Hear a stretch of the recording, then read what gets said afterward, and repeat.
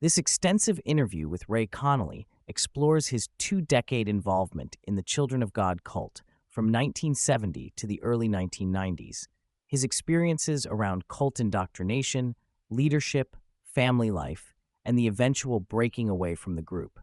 The conversation also delves into disturbing revelations about the cult's dark practices, child abuse, the cult's founder David Berg, and the wider religious and socio-political contexts surrounding cults, spirituality, and psychedelic experiences. Ray Connolly describes joining the Children of God as a young man in 1970, driven by a deep spiritual quest amid the turbulent socio-political backdrop of the late 60s and early 70s.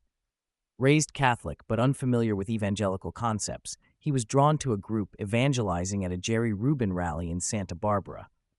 He recounts how the fervent Bible-quoting members attracted him with a radical, communal lifestyle centered on forsaking all possessions and following a literal interpretation of the Bible. The early days involved intense Bible study, memorization, and evangelism, but Connolly quickly became subject to the high-pressure second-floor purge, a process of total surrender and communal living. Connolly explains the cult's strict communal living, regimented routines, and extreme control over members' lives. Members relied solely on faith for provision, pooling all finances and assets, while evangelizing relentlessly on the streets. Newcomers were constantly evaluated, supervised 2 by 2 in evangelism pairs, and subjected to a mix of praise and harsh warnings to maintain commitment. The group's founder, David Berg, was a controlling and enigmatic figure who evolved the cult's theology over time, introducing increasingly sexualized doctrines. The story of David Berg, the founder, is unpacked with attention to his troubled upbringing, marked by severe parental control, early trauma, and repressive sexual conditioning. Berg's later life showed narcissistic tendencies, erratic leadership, and escalating sexual abuse, including documented incest with one of his daughters before the cult officially formed. Berg's charisma and authoritarian approach shaped the cult's direction, especially as it transitioned into darker and more abusive practices. His adoption of messianic titles like Moses cemented his role as the unquestioned spiritual leader. According to Connolly, the early cult was sexually repressive compared to what it later became. Over years, Berg introduced increasingly permissive sexual practices, culminating in the notorious flirty fishing campaign, where female members used sex as a tool to recruit new followers, backed by manuals and instructional comics. Connolly stresses that this development unfolded slowly over 6 or 7 years and marked a significant moral and ethical decline within the group. A critical turning point for Connolly was being groomed for leadership, which required marriage, often arranged or pressured, with little personal choice involved. He recounts his unusual betrothal and marriage process, including the severe restrictions on intimacy before marriage and legal hurdles due to age. Despite marrying within the group, Connolly describes profound tensions with ideas of ownership, control, and the polygamous or multi-partner arrangements that developed later. Living in up to 20 different countries while raising 17 children within the cult's communal framework was extraordinarily challenging. Connolly describes his kids performing as a musical group for prisons and hotels in Mexico and Cairo, effectively child labor masked as ministry. Basic homeschooling was provided, but education was minimal and practical work started early. His depiction paints a picture of a nomadic, unstable existence peppered with occasional moments of joy, but dominated by survival and indoctrination. Connolly reveals widespread knowledge of child sexual abuse within the cult, openly published in internal materials and practiced by some leaders, including Bergides and his inner circle.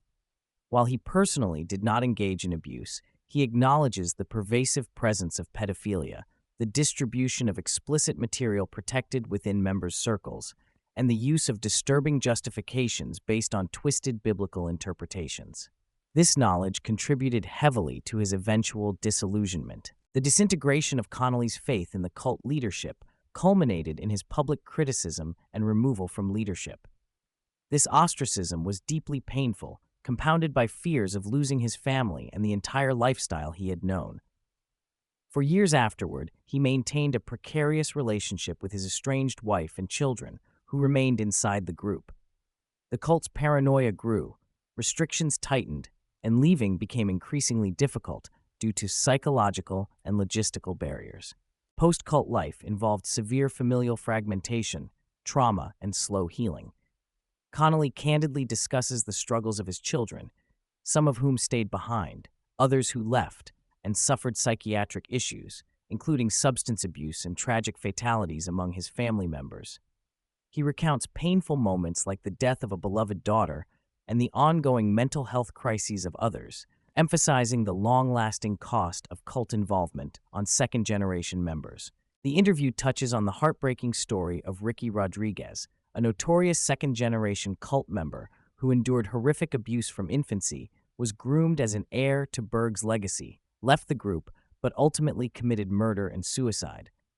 Connolly, who knew him as a child, reflects on the extreme psychological damage and societal failure that culminated in such a tragedy, underscoring how the cult's impact reverberates beyond its official demise. Although the group faced serious legal challenges and child custody battles in countries like Australia, France, and Argentina, efforts to dismantle it were thwarted by cult members' trained deceptions and constant geographic relocation. Berg's early move overseas was strategic to avoid FBI scrutiny, and the group's tactics to evade authority involved secrecy, misinformation, and rebranding under new names and fronts. Despite everything, Connolly remains a committed Christian, reflecting deeply on the nature of faith, God, and spirituality beyond institutional religion. He discusses how his early dramatic spiritual experience persisted through his cult years and beyond, helping him reconcile with the incongruities of his past and the presence of love and grace amid darkness. He embraces a broad, ecumenical understanding of the divine and recognizes the spiritual wisdom across many religious traditions. The conversation explores the role of psychedelics in shaping spiritual awakening, both personally for Connolly and historically within broader religious contexts. He links his own conversion experience to prior LSD usage and engages with current academic discourse on psychedelics, spirituality, and religion. He references research involving religious leaders who have undergone psychedelic experiences, discussing their impact on faith and consciousness, and touches on how psychedelics might inform future revisions of religious understanding. Connolly shares insight into how brainwashing and cult control mechanisms function, comparing them to famous psychological experiments like the Stanford Prison Study and Milgram's obedience shock experiment. He highlights how everyday life can have varying degrees of manipulation and how cult indoctrination operates on a continuum, not as an isolated fringe pathology. His education at Meadow Haven and interaction with cult experts helped him understand trauma, recovery, and the dynamics of coercive influence. The interview situates the cult experience within the larger framework of the Jesus movement, evangelicalism, and modern religious politics. Connolly recounts how the Children of God arose as an extreme offshoot of the Jesus movement, leading to some of today's evangelical political powerhouse movements. He analyzes the rise of religious conservatism in American politics, the blending of televangelism and statism, and imbalanced Christian nationalism, contrasting it with Jesus' original teachings about love and compassion. Connolly discusses the contemporary trend wherein younger generations who grow up in strict evangelical contexts begin to question and dismantle their inherited beliefs, leading to spiritual deconstruction. He contrasts two competing Christianities, one highly politicized and exclusive, the other inclusive and socially aware. This process reflects the broader dissonance within modern religious communities grappling with sexuality, morality, and evolving social values. Despite the profound pain and difficulty, Connolly continues to engage in raising awareness, counseling, and educating others about the torment of cult involvement. Though he stepped back from active promotion of his book for years, the recent public interest spurred by podcasts and documentaries has rekindled his resolve to share his story. He underscores the importance of forgiveness, healing, and mutual understanding in overcoming the legacy of cult abuse. Throughout the interview, Connolly emphasizes the resilience of family bonds despite the cult's fracturing forces. He shares how communication, love, and support among his children and ex-members have allowed many to rebuild their lives. His enduring marriage of 54 years and ongoing interactions with his children illustrate the human capacity to heal and find connection after trauma. Connolly credits his eventual recovery to cult education, trauma understanding, and psychological insights gained from counseling centers like Meadow Haven. He stresses the need for society to grasp the subtle, sometimes insidious ways that control and abuse manifest beyond just cults.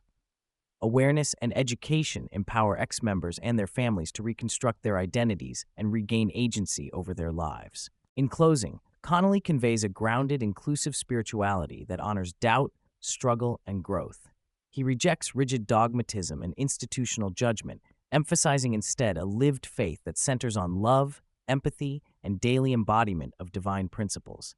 For him, God is a presence experienced in moments of connection and grace, transcending cultural and religious boundaries.